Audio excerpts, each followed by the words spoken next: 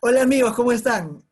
Bienvenidos a un nuevo video y el día de hoy vamos a hablar de un tema muy interesante del que yo la verdad no sabía mucho y esta enfermedad es muy importante que la conversemos con un profesional ideal, ¿no? Entonces, el tema de hoy, la esquizofrenia.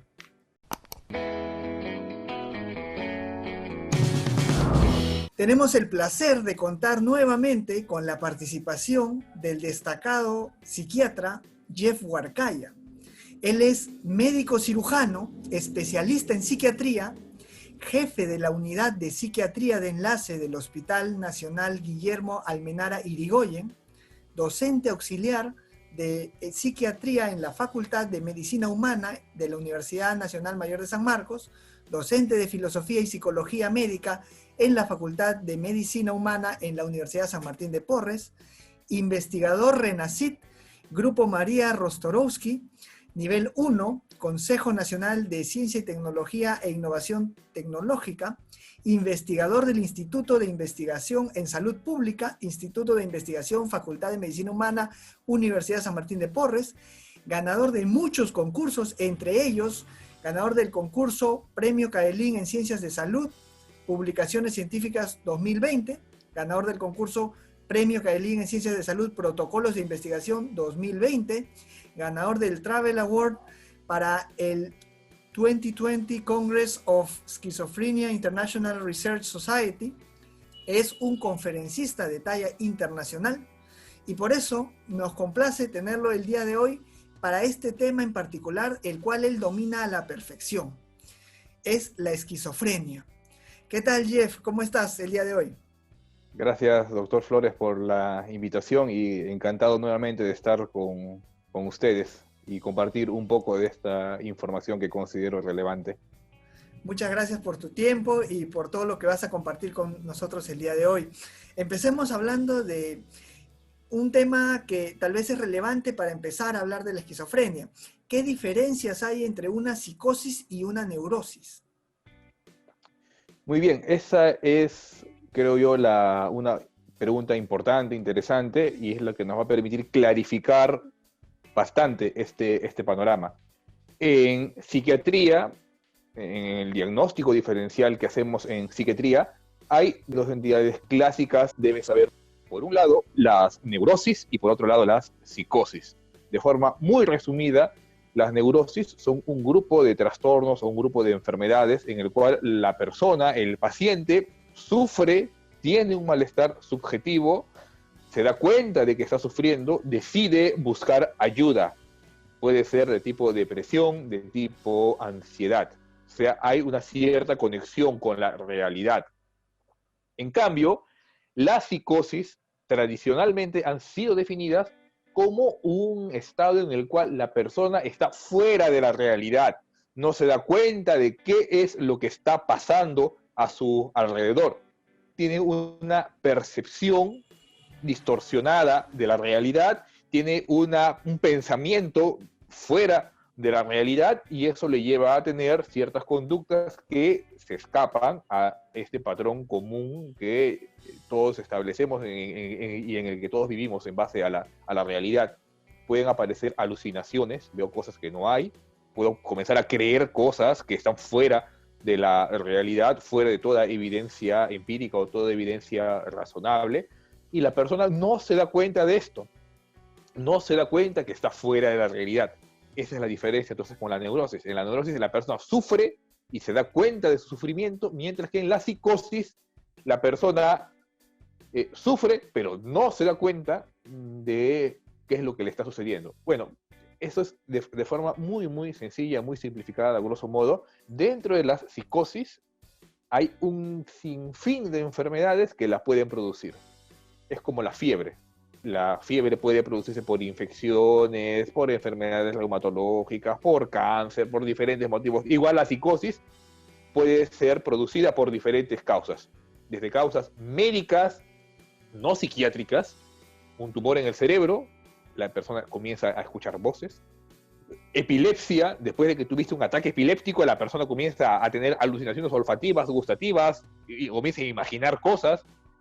Una persona con una infección severa entra en un estado de delirium, puede estar en un estado de que imagina cosas. Las enfermedades médicas, casi todas, muy graves, pueden producirte problemas psicóticos. Y dentro de las enfermedades psiquiátricas, casi todas las enfermedades psiquiátricas pueden producir psicosis. Una depresión crónica que no se trata puede producir psicosis. Un trastorno obsesivo-compulsivo puede producir psicosis. Un trastorno de la personalidad también puede producir psicosis. Dentro de todas las enfermedades que producen psicosis, hay algunas enfermedades que producen psicosis de forma aguda y una única vez. Hay otras que producen psicosis de forma repetitiva, cada cierto tiempo aparece una psicosis, y hay otras que son una psicosis crónica, que casi todo el tiempo, casi toda la vida la persona está psicótica si es que no recibe tratamiento.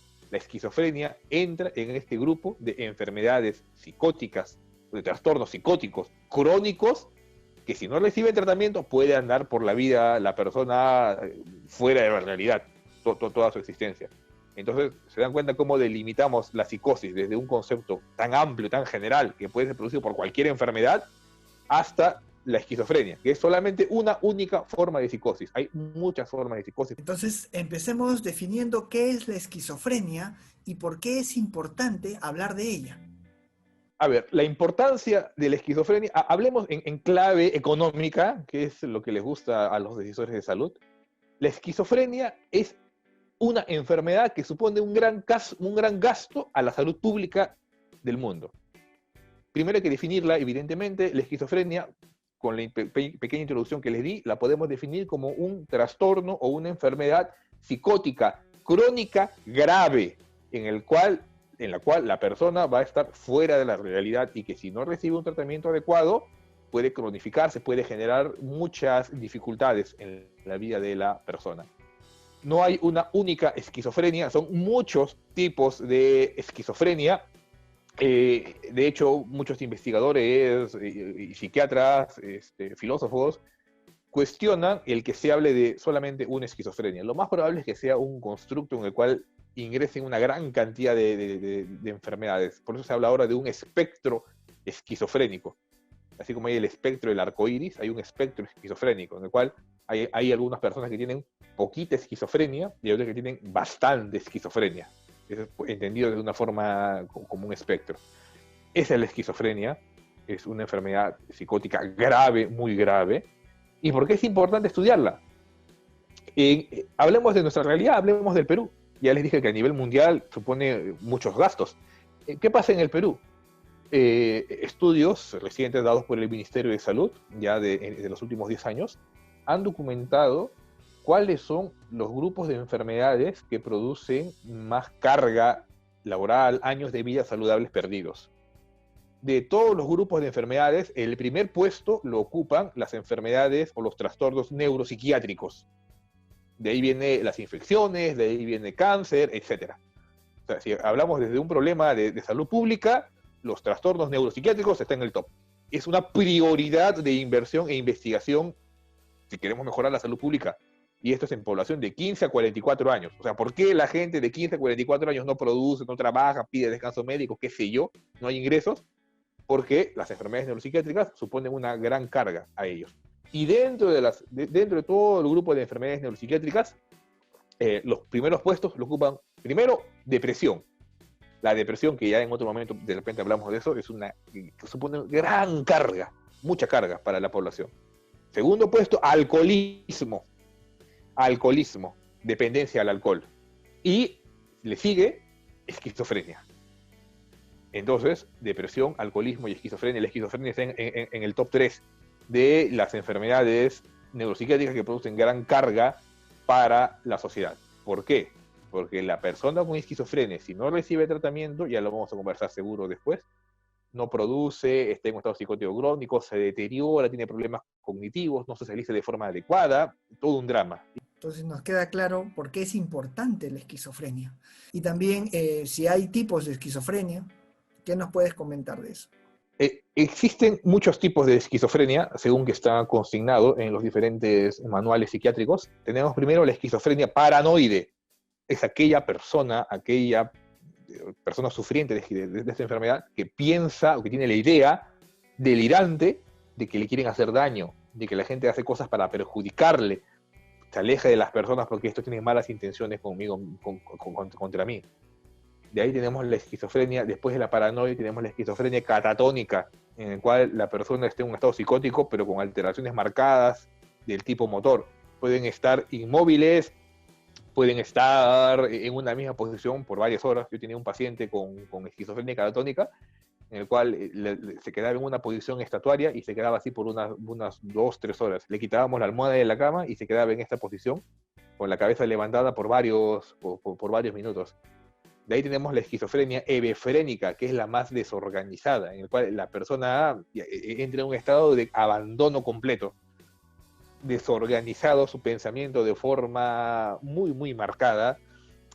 La persona pues no sabe dónde hacer sus necesidades, puede jugar con sus excrementos, puede comer con sus excrementos, salir desnudo a la calle, completamente mal. De ahí tenemos la esquizofrenia simple, que es aquella esquizofrenia en el cual predomina ya no los temas psicóticos, no los síntomas psicóticos, sino los síntomas de falta de motivación, falta de energía, falta de voluntad, muchos problemas cognitivos, muchos problemas en la forma de procesar la información.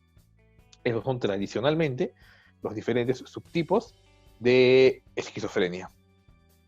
Y cuando hablamos de esquizofrenia, una de las imágenes que se le viene a la gente a la mente es la del típico persona que está loquita.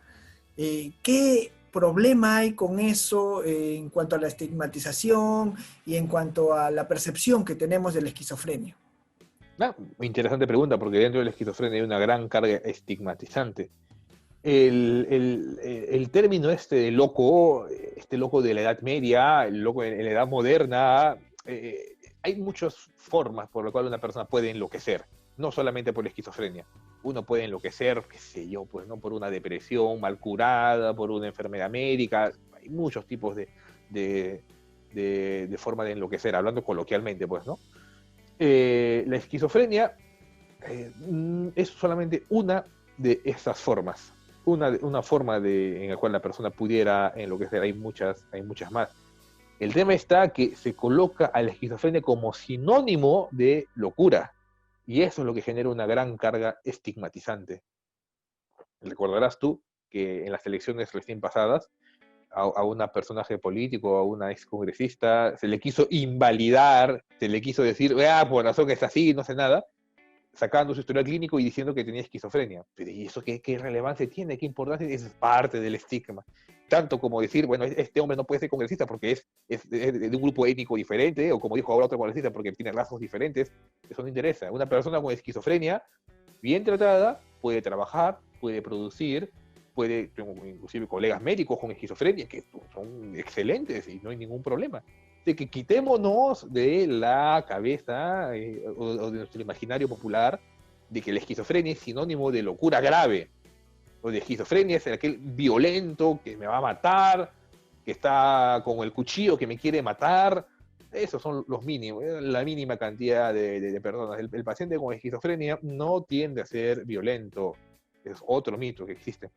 ¿Y cómo podemos reconocer la esquizofrenia? ¿Qué síntomas se presentan en la esquizofrenia o cuáles son los más comunes o los más característicos? Lo interesante de reconocer esto es hacerlo a tiempo. ¿Por qué? Si tú pasas mucho tiempo con la psicosis esquizofrénica que no es tratada y diagnosticada, a la larga la enfermedad va a ser más incapacitante. Tú comienzas a tener síntomas psicóticos a los 10 años y recién a los 15 vas al psiquiatra, esos 5 años que ha pasado te genera mucha muerte neuronal, mucha carga, mucha toxicidad cerebral, y es muy probable que los medicamentos y que a pesar del tratamiento tú quedes con alguna secuela. Ya hablaremos después de cuáles son las secuelas. Entonces, aparece la psicosis, hay que reconocerla tempranamente e inmediatamente buscar ayuda profesional. Ese mismo día ir con el psiquiatra. Ir con el psiquiatra para que le haga una evaluación completa, porque como ya te dije, la psicosis puede ser por cualquier cosa, pues, ¿no? Y eso, ¿quién lo va a ver? Eso no lo ve ni el psicólogo, ni el médico internista, eso lo tiene que ver el psiquiatra, porque tiene que hacer un diagnóstico diferencial con varias enfermedades, pedir tomografía, resonancia, exámenes de sangre, qué sé yo. Después, ahí el reciente puede diagnosticar esquizofrenia. ¿Cuáles son los síntomas de la esquizofrenia? ¿Cuáles son los más importantes? Primero tenemos los síntomas que aparecen al inicio de la enfermedad, que son síntomas muy inespecíficos, se les llama síntomas prodrómicos. Ojo, atentos todos los padres, porque puede ser que sus niños tengan o sus hijos tengan alguno de esos síntomas. Primero, un decaimiento en el rendimiento académico. Yo tenía a mi hijo, les voy a contar la historia que me cuentan, verídicas, de padres, de gente con esquizofrenia. Mi hijo era primer puesto, sacaba muy buenas notas, todo primero, le iba excelente, llegó a secundaria y comenzó a tener problemas de concentración, no atendía la clase, leía y no comprendía lo que estaba atendiendo. Comienza a haber un declive cognitivo. Generalmente, esto es una de las primeras cosas que comienzan a aparecer. Eso es diferente del retardo mental o de la discapacidad intelectual. En la persona con discapacidad intelectual, él desde que ya entra a inicial, ya está con esta dificultad. Y es notorio desde el inicio. En cambio, la persona con esquizofrenia, inicialmente puede haber una etapa de normalidad y después poco a poco vas viendo cómo se va deteriorando la cognición de esta persona. 1, 2, tendencia al aislamiento. Mi hijo era una persona que socializaba, que hablaba, que tenía amigos en el barrio, pero ya en cuarto de primaria o entrando secundaria comenzó a aislarse, comenzó a preferir estar solo en su cuarto, prefería tener actividades solitarias, jugaba ya solamente con él mismo, tendencia al aislamiento. 3, una sensación de extrañeza, y eso ya te lo dice el mismo paciente. Doctor, no sé qué me está pasando, siento que algo ha cambiado en mí, algo se ha modificado, no entiendo, no sé qué es lo que está pasando. Es una sensación de que algo es extraño en ellos mismos. Eso es lo inicial también que aparece en la esquizofrenia. Ahora, estas cosas pueden ser por diferentes motivos, pero hay que saber identificarlas y mandar al psiquiatra de forma oportuna para que le haga una evaluación, porque pueden ser los indicios de la esquizofrenia, indicios de un trastorno psicótico. Después de que pasan estos indicios, ya por algunos años brota la esquizofrenia, aparece la psicosis, explota. Tuvo varios años así, nunca lo llevé a ningún sitio, y después de 3, 4 años comenzó la psicosis. Ya eso es evidente, cualquiera se puede dar cuenta. Comienzo a escuchar voces que me insultan, que me agreden, que me dicen que me mate, comienzo a tener pensamientos extraños, raros, muy fuera de lo común, comienzo a tener conductas muy extravagantes, muy extrañas, muy raras. Ya eso es evidente, cualquiera se puede dar cuenta de que algo está pasando, algo malo está pasando acá. Entonces lo ideal, prevención, por favor, identifiquen adecuadamente estos primeros síntomas, los inespecíficos, refiéranlo al psiquiatra, se le hace una evaluación completa para determinar cómo está su cognición, cómo están diferentes áreas y ver si es que es o no es una esquizofrenia, porque mientras más temprano diagnostiquemos y tratemos, el resultado va a ser muchísimo mejor. Hay otra serie de síntomas, pero yo creo que esos son los más importantes y los que tienen que saber reconocer los padres de familia o las personas de la población general. Queda claro entonces la importancia de reconocerlo de manera temprana y de recibir el diagnóstico y tratamiento oportunos. Vemos que en la esquizofrenia hay una serie de alucinaciones que se pueden presentar. Yo había visto que hay alucinaciones de tipo auditivo o de tipo visual. ¿Cuáles son las más comunes? ¿Qué nos puede indicar que hay un tipo de esquizofrenia o no? A ver, es una pregunta muy interesante. Tradicionalmente, clásicamente, si cualquiera lee libros de psiquiatría de inicio del siglo pasado, se menciona que las alucinaciones auditivas son características de la esquizofrenia y que las alucinaciones visuales, ver cosas, son característicos de problemas de tumores en el cerebro, de problemas orgánicos cerebrales. La evidencia empírica, estudios más recientes nos han demostrado que esa diferencia no sirve de mucho. Que la persona con esquizofrenia también puede tener alucinaciones olfativas, gustativas, visuales, qué sé yo. Para hacer el diagnóstico no nos sirve, pero sí nos puede servir para el tratamiento. ¿Cómo se generan estas alucinaciones? Hay muchas teorías. Una de las más relevantes y lo que yo considero más interesantes, mencionan que la esquizofrenia es un estado en el cual la persona no es consciente de las propias actividades que está haciendo. Ahorita estamos conversando, me están escuchando ustedes, pero no están concentrados en lo que estamos conversando. No se dan cuenta de lo que pasa alrededor, evidentemente, pues, ¿no? Y todo lo que estamos hablando, todo lo que hacemos, tenemos la certeza y la sensación de que lo que estamos haciendo lo hacemos nosotros mismos. Tú me estás hablando y tú sabes que tú eres el que me está hablando. Además, ni siquiera te pones a pensar en eso, pues, ¿no? O tú estás pensando, yo le estoy hablando al doctor Huarcaya, le estoy hablando, estoy sentado. No piensas en esas cosas. No piensas en esas cosas. En Claro, cambio, es la algo persona con obvio, ¿no? esquizofrenia, exacto, es algo obvio. Pero las personas con esquizofrenia, las cosas que ellos hacen, no tienen la sensación de que ellos mismos las están haciendo. Se pierde esa certeza de la actividad. Lo que yo hago, ¿lo estaré haciendo yo? ¿No lo estaré haciendo yo? Es una hipotonía, una disminución, una merma de la autonomía, de la capacidad de agencia. Yo sé que lo que hago lo hago yo mismo, que es algo obvio, como tú dices, pues, ¿no? En cambio, ellos dicen, lo estaré haciendo yo, se ponen a reflexionar demasiado. Estoy sentado en la silla, mi nalga está en la silla, estoy respirando, respiro 1, 2, 3 veces, comienzan a reflexionar bastante sobre todo lo que le está ocurriendo a su alrededor. Y ellos mismos no toman autonomía o no dominan sus propios pensamientos. Entonces, imagínate, tú estás pensando ahora, tú sabes que lo que estás pensando es propio de ti, tú sabes que es tu propia voz.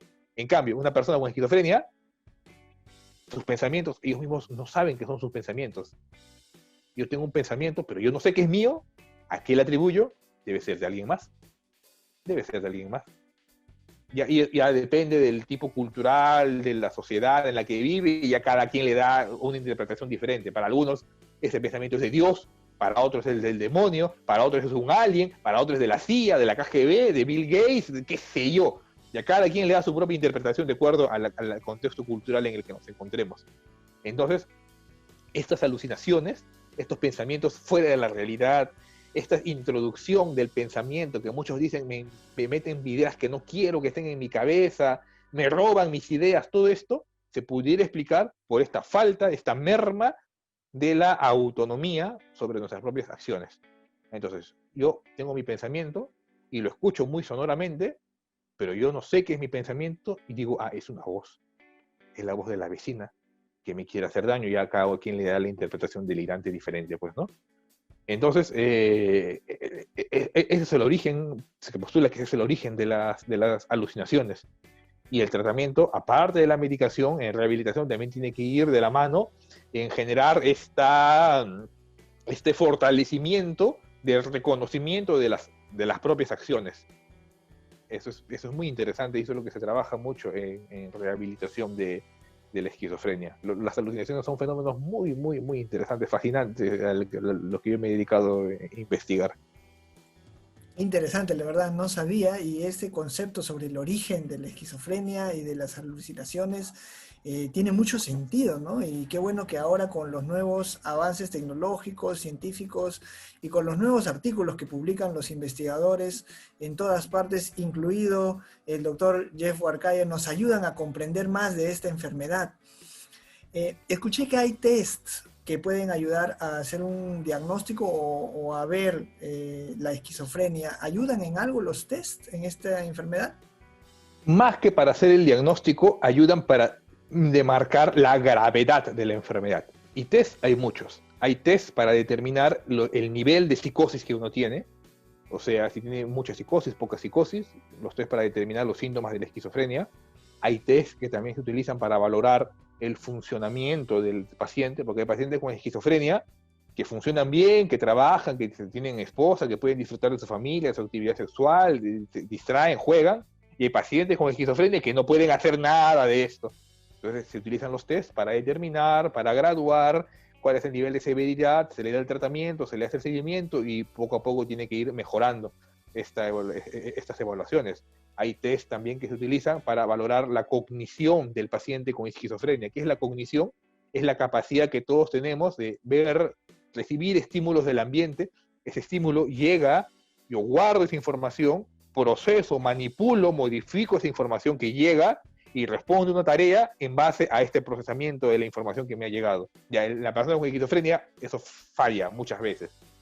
No pueden manipular la información, tienen problemas en la memoria, tienen problemas en el lenguaje, tienen problemas en su atención, por eso no pueden trabajar, no pueden enamorar, no pueden disfrutar de su vida del día a día, no pueden resolver tareas sencillas, no pueden programarse. Por ejemplo, tú tienes tu ropa sucia, tú sabes ya, meto la lavadora, pongo el detergente, lo lavo, lo prendo y se acabó. Ya tienes un programa. En cambio, en ellos no. Como su misma autonomía de sus propias acciones está disminuida, ellos no saben organizarse, no pueden organizarse, hay todas estas dificultades. Entonces los test sí sirven y sirven bastante. ¿Qué otras enfermedades, y justo habías hablado del tema, qué otras enfermedades hay que diferenciar de la esquizofrenia por su similitud? Y es que a veces, y mucho pasa en la parte de salud mental, algunas enfermedades como que no están bien delimitadas o se presentan dos enfermedades al mismo tiempo, digamos ansiedad y depresión, entonces eso puede generar problemas a la hora de realizar el diagnóstico, ¿no? ¿Qué enfermedades considera importantes para diferenciar de la esquizofrenia? Muy buena pregunta. Más que enfermedades dentro de la psiquiatría, a mí lo que más me preocupa es las enfermedades médicas, no psiquiátricas, que remedan la esquizofrenia y que remedan la psicosis. Yo tenía una paciente, cuando fui residente ahí en el Hospital Almenara, una paciente que tenía síntomas psicóticos claros, marcados, alucinaciones de persecución, parecía una esquizofrenia. Se le hacen los exámenes, VIH positivo, código blanco, una psicosis por una encefalitis vírica. O sea, el primer diferencial que hay que hacer es no porque estés escuchando voces o porque estés viendo cosas o porque estés psicótico significa que tienes esquizofrenia. No, lo más común y lo principal es que tengas un problema en el cerebro, una encefalitis, una infección cerebral, qué sé yo, un tumor cerebral, epilepsia o una enfermedad autoinmune, qué sé yo, una enfermedad endocrina. Eso es lo más común. Ese es el principal diagnóstico diferencial que hay que realizar. Es por eso que tiene que ser evaluada por un médico, por un psiquiatra, porque ¿quién te va a hacer este estudio completo de las diferentes enfermedades que pudieran remediar a esta psicosis esquizofrénica? Y ya dentro de la psiquiatría hay algunas enfermedades, por ejemplo, el trastorno bipolar, la bipolaridad, un trastorno del estado del ánimo en el cual la persona cursa con episodios psicóticos, puede tener episodios psicóticos. Y cuando aparecen estos episodios psicóticos y no se le hace una buena historia clínica, me centro solamente en la psicosis y me olvido de la depresión, de la ansiedad y de la manía, y digo, no, debe ser solamente esquizofrenia. Entonces siempre tener en cuenta las causas de origen que no están en la psiquiatría, ¿no? Que tal vez tienen que ver con la parte neurológica, con algún tumor o un origen anatómico, físico, que puede ocasionar síntomas similares, ¿no? A los que se presentan en el caso de la esquizofrenia. Antes de continuar, te comento un caso bien interesante de una paciente que por años se decía que era esquizofrénica. Tenía esquizofrenia, le daban pastillas, le daban tratamiento, y era esquizofrénica, y le daban ampollas y no mejoraba, se hospitalizaba, psicótica por la vida de esta pobre mujer. Hasta que un día a alguien se le ocurrió, oye, y hay que pedir una resonancia cerebral, pues no, alteración de la sustancia blanca. Hay que ver otros exámenes. Ana que era una paciente con lupus, neurolupus. Se le dio su pulso de corticoides y ¡pum! Se curó la esquizofrenia. Nunca fue esquizofrenia. Era una paciente con neurolupus que estaba por ahí y que solamente le había visto psiquiatras que solamente se dedicaban a la psiquiatría, y por eso a mí me da miedo eso. No tiene que ser un psiquiatra que vea la parte médica y sepa diferenciar. Ya, pues ya ahí se deriva, se hospitalizó en reumatología, se le dio su pulso de corticoides, mejoró y ahí enhorabuena, mejoró esta paciente. Su psicosis, mira cómo mejoró. Y así con un sinfín de casos te pudiera comentar. Por eso hay que ser muy precisos, muy finos. Y el psiquiatra es médico, evidentemente, tiene que saber hacer esta diferencia. Por algo somos psiquiatras, por algo somos médicos, pues, ¿no? Qué interesante esa anécdota, ¿no? Y me imagino que los psiquiatras siempre ven este tipo de casos y cosas nuevas que a uno le llama mucho la atención, ¿no? Porque la mente es muy interesante comprenderla un poco más. Actualmente, ¿qué tratamientos existen para la esquizofrenia? ¿O cuáles son los más efectivos, los más empleados hoy en día? Los tratamientos tienen que ir acorde con el grupo de síntomas que se expresan en la esquizofrenia.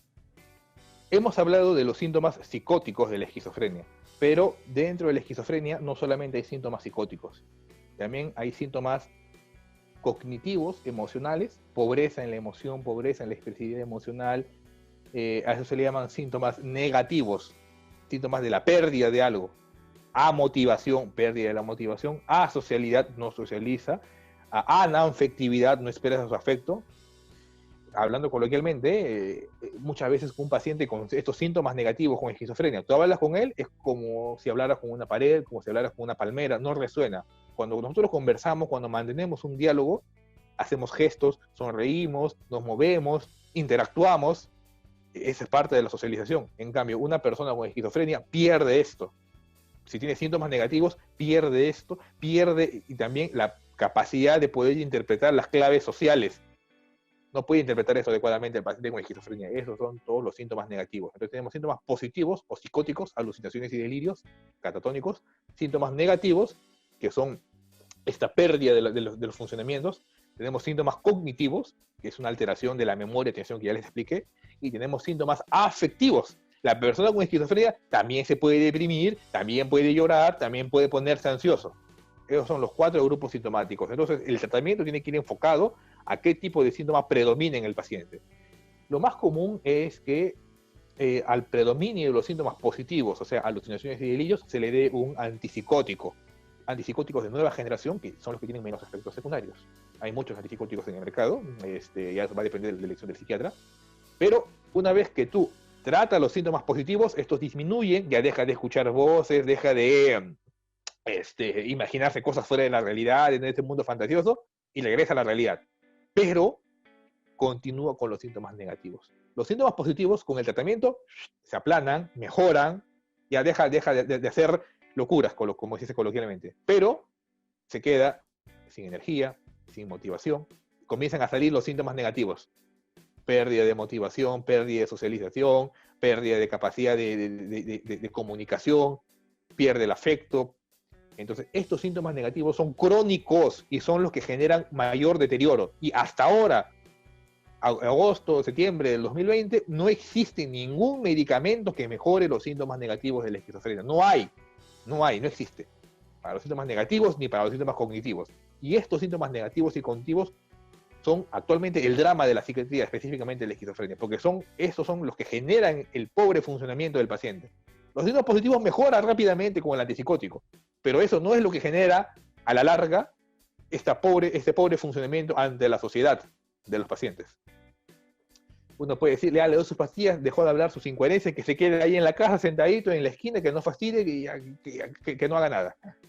Y se pierde, pues, ¿no? Pierde muchas funciones, pierde la capacidad de disfrutar.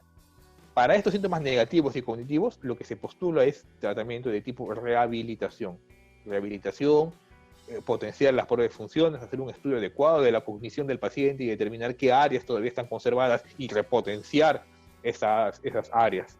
Entonces, hay diferentes formas de tratar la esquizofrenia. Tiene que ser un tratamiento integral, tanto con medicamentos, tratamiento de rehabilitación, tratamiento cognitivo y también, y no quiero dejar de lado, el tratamiento psicosocial, la familia. Muy importante, muy importante, porque si un paciente con esquizofrenia, que tiene todos esos síntomas negativos, tiene una familia que lo comprende, que sabe que el paciente no hace y no rinde porque su enfermedad se lo impide y se muestra comprensivo, afectuoso y más bien le ayuda, ese paciente va a ir bien. En cambio, y la gran mayoría de familias dice, tiene esquizofrenia, pero ya dejó de escuchar voces, pero mira, no quiere hacer nada, no quiere trabajar, para todo el día en la cama, no hace ejercicio, es un vago, es un inútil, no aporta dinero a la casa, que vaya a buscar trabajo, qué sé yo. Ya, si hay ese tipo de familias, pues evidentemente la persona con esquizofrenia va a ir peor. Pero te das cuenta que es todo un abanico que es muy amplio, no es simplemente dar pastillas, ¿no? Allá qué miedo los psiquiatras que quieran que solamente dando pastillas mejoran a sus pacientes. No, eso es lo de menos, porque ya vimos que las pastillas solamente mejoran un aspecto de la enfermedad y queda todo un gran abanico de síntomas que no son abordados por los medicamentos. Se está postulando, se está investigando nuevas moléculas que busquen mejorar estos síntomas negativos y cognitivos, pero hasta ahora no hay nada. Esperemos, ojalá que en los próximos años haya algún tratamiento farmacológico para poder ayudar mejor a nuestros pacientes. Esa va a ser la segunda gran revolución en la psiquiatría. La primera gran revolución fue sacar a los pacientes del manicomio con los medicamentos. El paciente ya no vive encerrado en el manicomio haciendo locuras. Regresó a la sociedad. Pero regresó a la sociedad sin energía, sin ganas, sin hacer nada, con todos los síntomas negativos. La segunda gran revolución va a ser cuando encontremos medicamentos que ayuden a que estos pacientes ya dejen de hacer sus alucinaciones, dejen de tener estas cosas, y se activen, se vuelvan productivos, regresen a la sociedad, produzcan como cualquier de nosotros. Esa va a ser la segunda, y esperemos que llegue que llegue pronto, que se siga investigando. Este tema es realmente fascinante, como nos decías al inicio. Em, ¿Tiene cura la esquizofrenia? ¿Podemos hablar en esos términos cuando hablamos de esta enfermedad?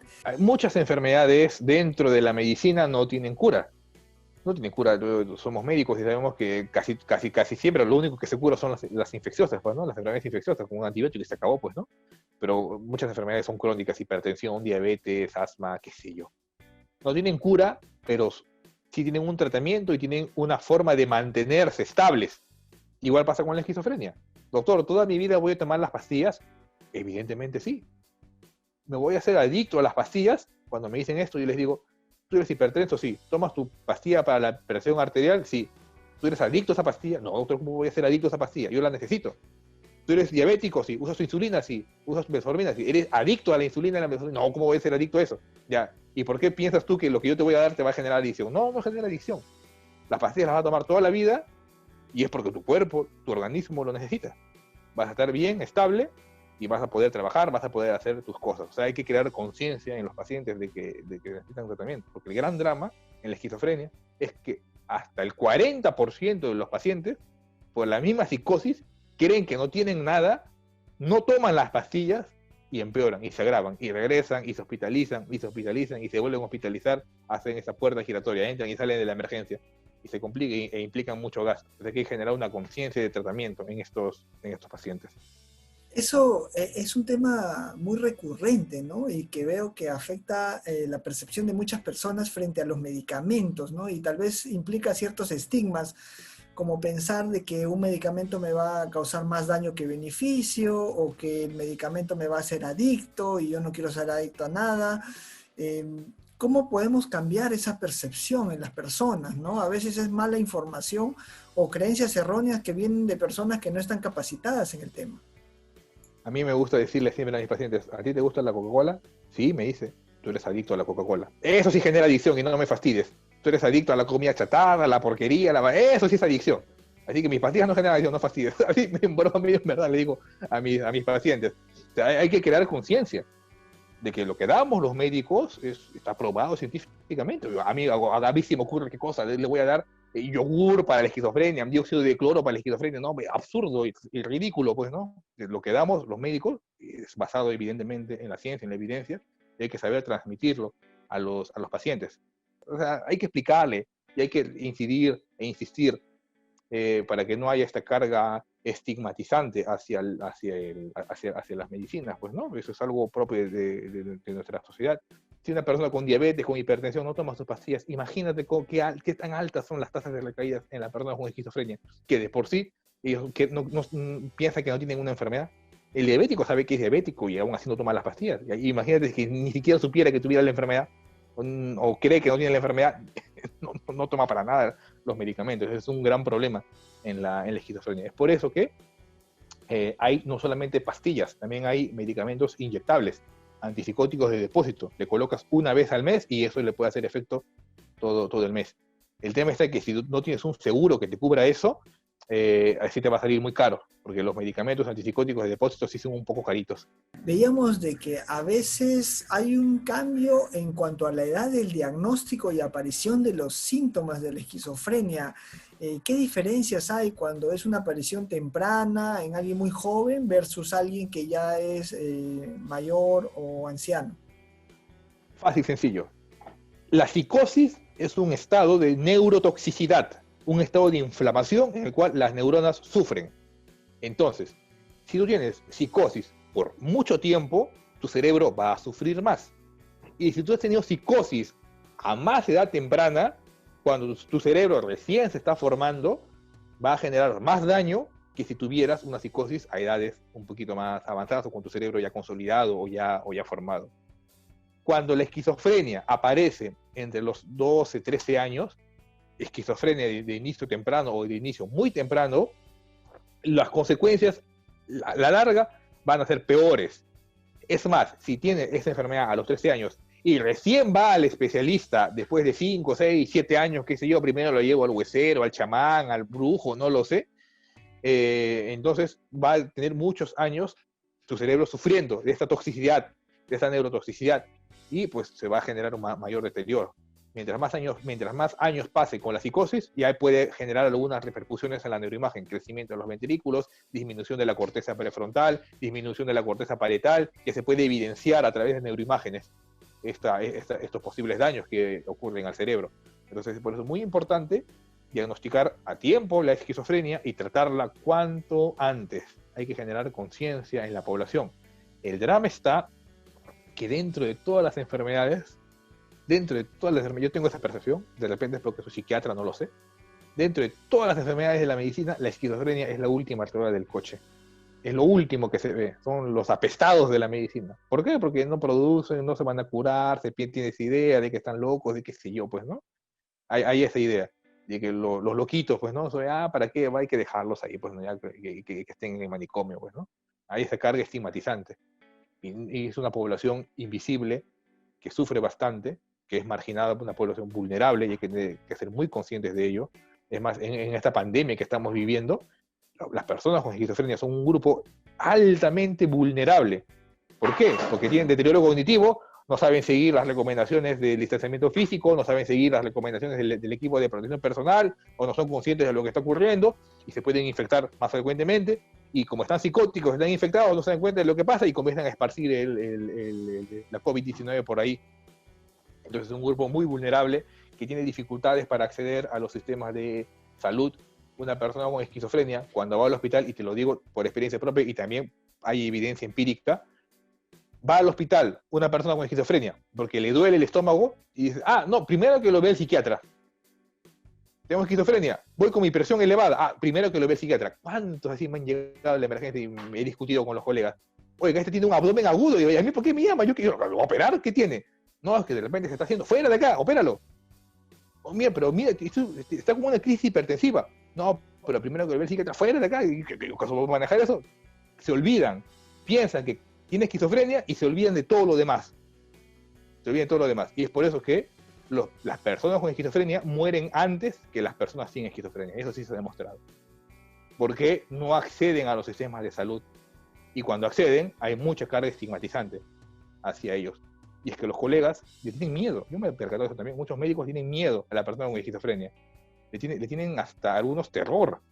Es que no, que me va a hacer algo, me va a matar, y todo esto por ya la cuestión mediática, los medios audiovisuales que nos pintan al psicótico, al esquizofrénico como el loco agresivo, pero no, así no es, como te digo. Pues, no sé, que hay que ser muy conscientes y hay que visibilizar a estas personas.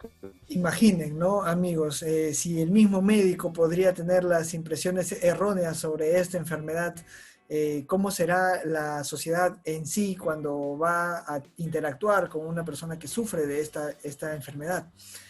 Es importante dejar los estigmas en cuanto a ir al psiquiatra, en cuanto a tomar la medicación. Todo ello va a dificultar el tratamiento, hacer que la calidad de vida de la persona disminuya, y también tenemos que aceptar a esta población que puede ayudarnos en muchos aspectos a comprender mejor el sistema, el cuerpo y el comportamiento del ser humano, y al mismo tiempo pueden ser muy valiosos para la sociedad si es que nosotros les damos la oportunidad de acceder a los sistemas de salud y a no estar marginados o estigmatizados por esta enfermedad. Algo para terminar, para concluir la entrevista, doctor Jeff. No tengan miedo de las personas con esquizofrenia, no tengan miedo de estas personas. Son gente que tiene sus propios conocimientos, tiene su propia forma de ver el mundo, diferente evidentemente, pero no hay que tenerle miedo. Lo primero es perder el miedo. Y una vez que pierden el miedo, que se acercan y comprenden empáticamente a estas personas, se van a dar cuenta que muchas de ellas son como cualquiera de nosotros. Tienen sus metas, aspiraciones, sus propias frustraciones, sus propios deseos. Muchos son gente muy, muy noble. A mí me encanta conversar con personas con esquizofrenia. He encontrado mucha tranquilidad conversando con ese tipo de personas. Así que eso yo quiero que sea este mensaje principal. No tengan miedo, y si algún familiar tiene este diagnóstico, siéntense con él, conversen con él. No es que esté esquizofrénico, loco, fue la realidad. No, conversen con él. ¿Por qué tienen que estar aislándolo? Espero que esto haya podido servir para generar un poquito más de conciencia sobre esta enfermedad que muchas veces es poco visibilizada. Muchas gracias, doctor, por todo su tiempo, por su dedicación, por todo el conocimiento que nos ha impartido el día de hoy. Y queremos saber si es que hay alguien que desea contactarlo para tener alguna cita o para alguna consulta, ¿cómo pueden acceder a usted vía redes sociales o qué formas hay? Sí, ahí te voy a dejar mi página de Facebook, la profesional, para quien desea pueda contactarme, vemos si tiene seguro para poder atenderlo, le podemos ayudar, o si no, vamos a poder hacer también una consulta particular, eso ya lo vemos. Estamos terminando de armar el programa de seguimiento a pacientes con esquizofrenia en el Hospital de Almenara. Creo que te pasé, sí te pasé el proyecto que estamos realizando. Tenemos un total de 1.375 pacientes con esquizofrenia, solamente en el Almenara. Y vamos a hacer un seguimiento adecuado a estos pacientes, estamos pensando crear una red social solamente para los familiares y pacientes con esquizofrenia, donde se brinde información de calidad, donde se den charlas. Ese es mi proyecto este año, que espero concluirlo. Felicitaciones, doctor Jeff, por todo lo que está haciendo y por toda la investigación, por todo el compromiso que ha demostrado en la psiquiatría del Seguro Social y también pues que nos ayuda a todos, ¿no? Con el conocimiento a la mano y de calidad. Muchas gracias por todo. Eso es todo por hoy. Espero que les haya servido la información. Compartan el video con las personas que pueden necesitar verlo y aprender algo de este tema. Y también no olviden suscribirse al canal para ver los próximos videos. Muchas gracias.